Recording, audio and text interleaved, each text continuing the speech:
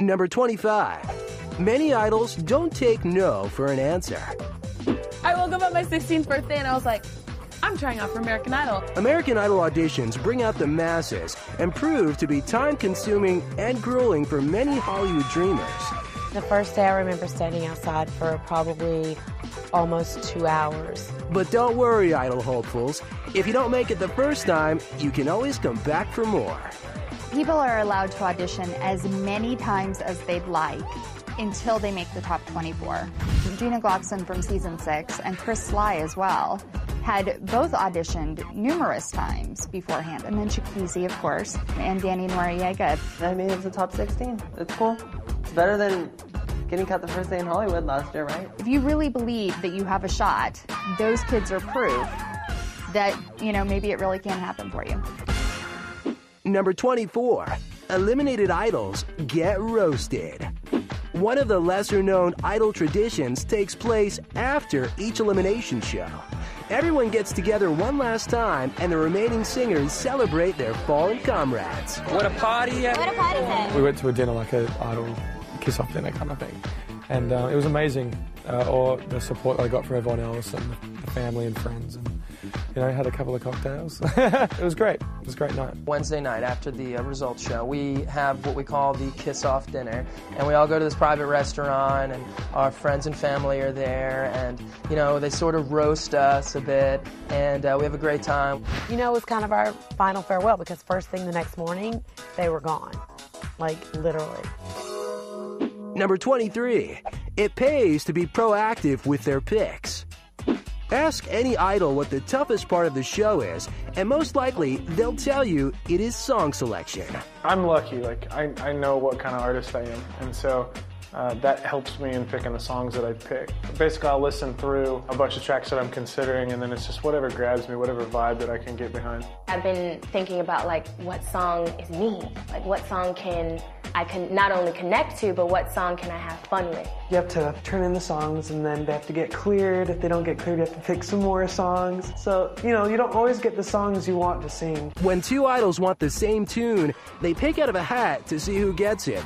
And sometimes they wait till the last minute to choose. There is just some times when we have our song choices, we have a limited time to pick it.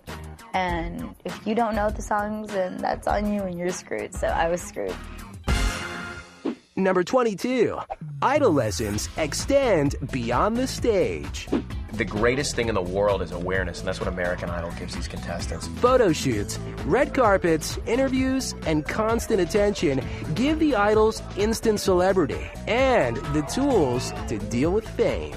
I feel like this has prepared us a lot, this competition has, to do well in whatever we're doing afterwards. It's a wonderful way to groom a person for the entertainment industry. It's a great show that'll help someone do that. When you're thrown into this, we call it Fame 101. You don't have any classes.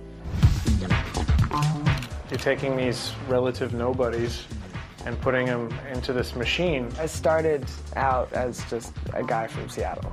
So to come into this and come out as a household name, that's crazy. I'd never been on a red carpet, and it was like a war zone. Half the pictures, I'm like this. Because they were all just yelling at me. Right over here, Kelly. Right here. And I was like, wow, it looks so glamorous, when you're watching it on TV. But yeah, they're just yelling at you. We had 110,000 people turn up. And out of the 110,000 people, 2 people are likely to have a half-decent career at the end of this. It just shows you how difficult it is in the real world to do well at the moment. Number 21. One season changed the summer tour forever. What's up, Houston? Touring huge arenas is every performer's dream, especially for the idols. The top 12 get to be on the album that's put out, but the top 10 get the summer tour. But it was the shenanigans during Season 2's tour that ensured the boys and girls traveled separately from that season on.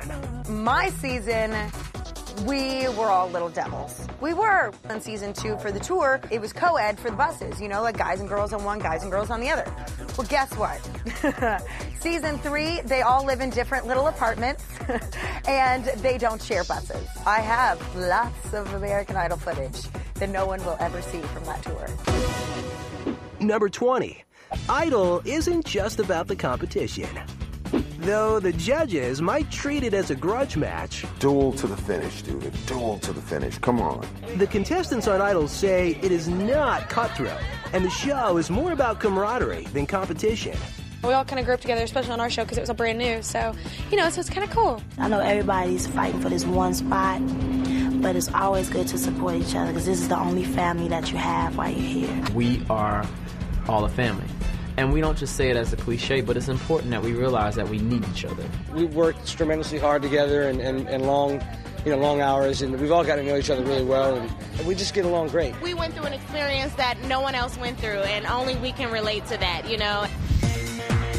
This is a really close-knit group, and I think everybody just kind of enjoys each other and enjoys hanging out with each other. We all became like really good girlfriends, in the apartment, and we would share everything and just hang out and have fun. Carly calls me every day, and Dave Cook. I mean, we're all very, very close. When you're in the American Idol house, those are the moments that you remember, and that's what makes it the best experience ever.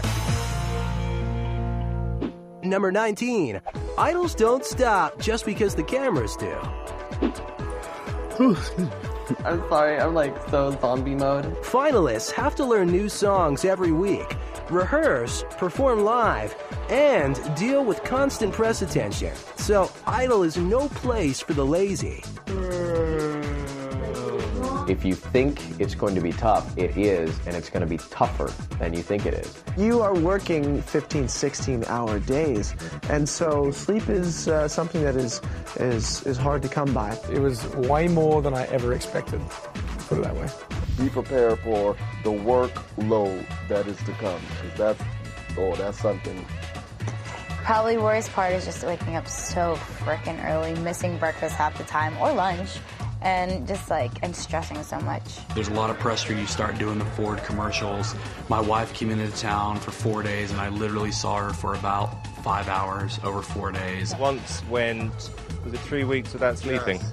And the winners also know that snoozing is not on the schedule. I was really tired, and I just remember just calling my mom, and I was crying because I was so tired, and I just couldn't even talk.